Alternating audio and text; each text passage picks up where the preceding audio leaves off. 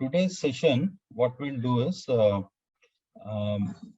we'll talk about transportation charge settlement. So we'll get some insights about transportation charge settlement, and we'll see the cycle execution.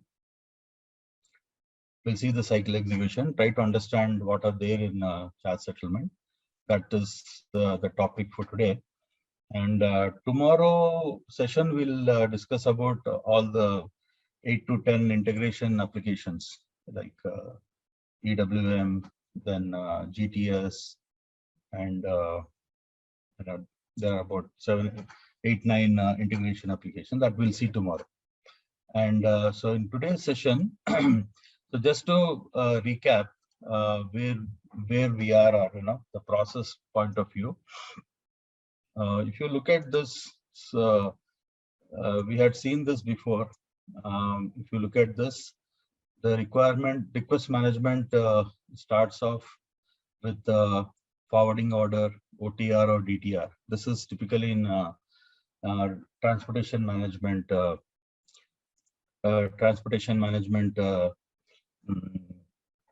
Standalone system.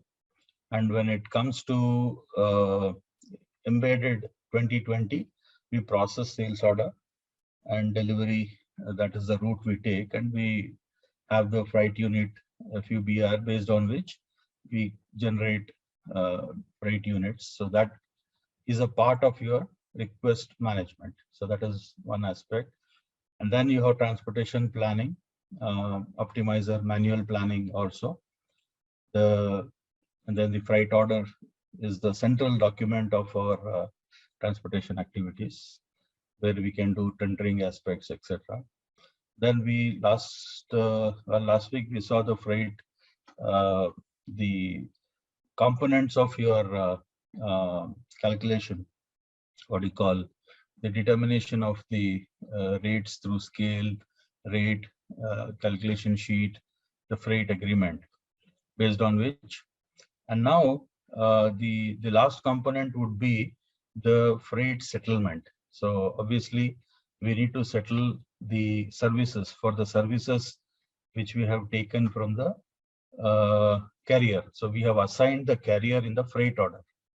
We have assigned that carrier in the freight order, and for him, the cost which he has incurred, we have to settle for him. Either it is done depending upon whether it is freight settlement or forward.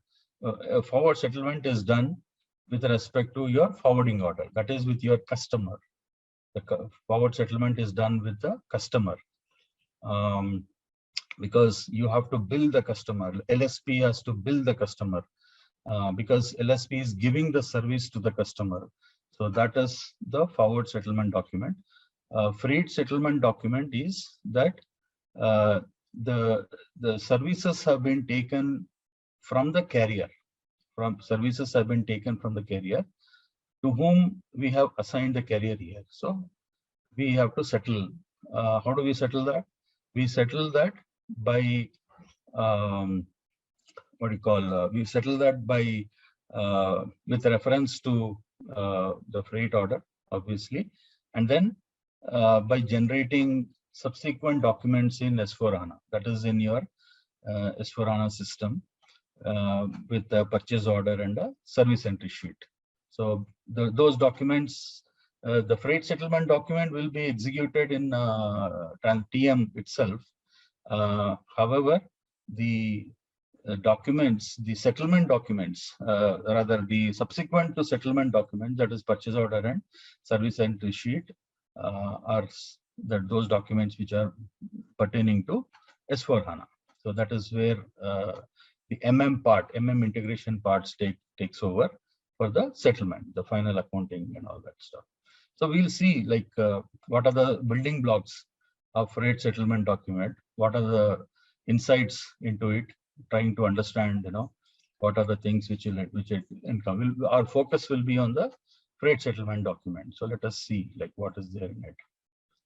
So there are, if to understand the freight settlement aspect, charge settlement and billing aspect, you can understand three concepts of setting of charges. So what are those three concepts? So understanding these concepts will probably give little insight into where the settlement aspects are directed towards. So let us see the first one. The first thing is there are cost elements. Cost settlements have to be done. So obviously, when we are taking services from a carrier, that is going to be a cost. So those cost elements have to be settled. And in this case, it could be from a shipper point of view, or it could be from a freight forwarder. Rather, both of them can take services from the carrier. So from that standpoint, either it is shipper or a freight forwarder, either of them, when they take service from a carrier, those costs have to be settled. And these are applicable in different modes of transportation. So, and then you may have services, not just vehicle services, but there could be certain additional services, like maybe insurance service or maybe some container cleaning service or whatever. So, but they're all cost elements. So that is one dimension in terms of settlement of supplier freight services. So that is one aspect. The second aspect is, as we discussed, this is from a customer billing. This is a supplier or a vendor kind of a thing. This is a customer billing. That happens in a LSP, logistics service provider. So in this case, as we discussed, it's going to be a forwarding order, customer billing through the forwarding agreement. So this is one dimension. And the third one is the internal settlement. Okay, this is like settlement of customer charges. This third one is an internal settlement. So internal settlement is again the cost settlements only, like how it is. This is an external settlement because this carrier is an external person. This is an internal settlement, and this is a cost settlement again, but it is interdepartmental billing. So within the organization, you are billing one to the other. So these are the three concepts of settling of charges in which you will encompass. So we'll be focusing on this aspect in our processing today, the cost settlement from a shipper perspective. Now, to understand the flow, so just to get a clear understanding of how this particular flow looks like. So there are, so we are looking at S/4HANA 2020. Okay, and we are looking in S/4HANA 2020. We are looking at transportation management. We're looking at sales and distribution and materials management. We're looking at three modules within that. So if you see, where do we start from here? So there are things like, let us say we start somewhere from forwarding order. Suppose if you start from forwarding order, typically when you do a forwarding order, then you will have a straight forwarding settlement document and creation of billing document. So this is one dimension. The second dimension is you create a forwarding order. As a as a first step, and then you can create a freight unit subsequently, and then the freight order, and then the settlement, and then comes your purchasing order, entry sheet, and invoice verification billing. So this is one process like this. And so what we have done is that we have taken this route like this. So what we have done is we have created a sales order, and then we have created an outbound delivery, which is what we will do even today. We'll created a sales order in S/4HANA, created an outbound delivery, and that generated freight units. And based on the freight unit, we created a freight order.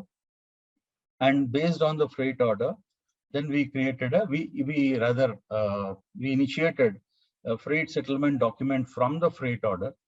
And from here, the purchase order, and these activities are happening in TM, that is through Fiori interface. And this is what is happening in S/4HANA, the traditional SAP interface. And this is the Fiori interface.